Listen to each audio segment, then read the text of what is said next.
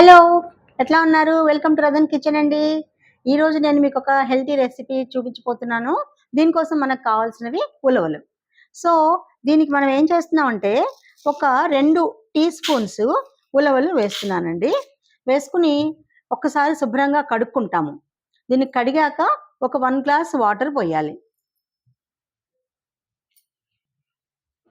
ఇప్పుడు ఈ ఉలవలు నేను శుభ్రంగా కడిగానండి.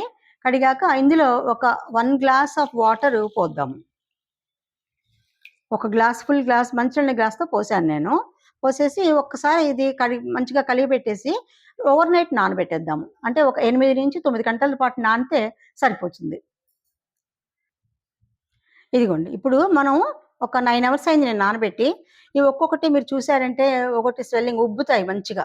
ఎంత బల్జ్ అయ్యాయో చూడండి. ఇప్పుడు ఈ నీళ్లు మనము బాయిల్ చేస్తాము. ఇప్పుడు నేను అవన్నీ కూడా ఒక గిన్నెలోకి మార్చానండి. మార్చి స్టవ్ వెలిగించుకొని హైలో పెట్టాను. సో, ఇది కొంచెం బాయిల్ అయినప్పుడు సిమ్‌లో పెట్టుకొని ఒక 5 మినిట్స్ మరిగిస్తే చాలు. మరిగాక మనము ఒకసారి స్ట్రెయిన్ చేసుకోవాలి. ఇప్పుడు నీళ్లు చిక్కబడ్డాయండి. ఒక 5 నుంచి ఒక 7-8 మినిట్స్ దాకా మరిగించాను నేను. ఈ నీళ్ళన్నీ చిక్కబడ్డాయి. సో, ఆఫ్ చేసేసి మనము ఒకసారి వడబోసుకుందాము.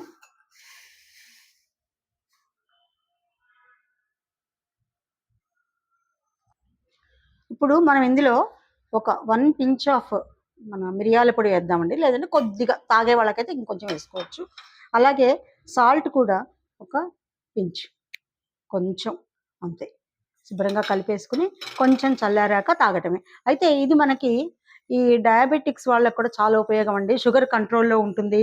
తర్వాత వచ్చేసి ఇదొక హెల్తీ వెయిట్ లాస్ కిందకే వస్తుందండి.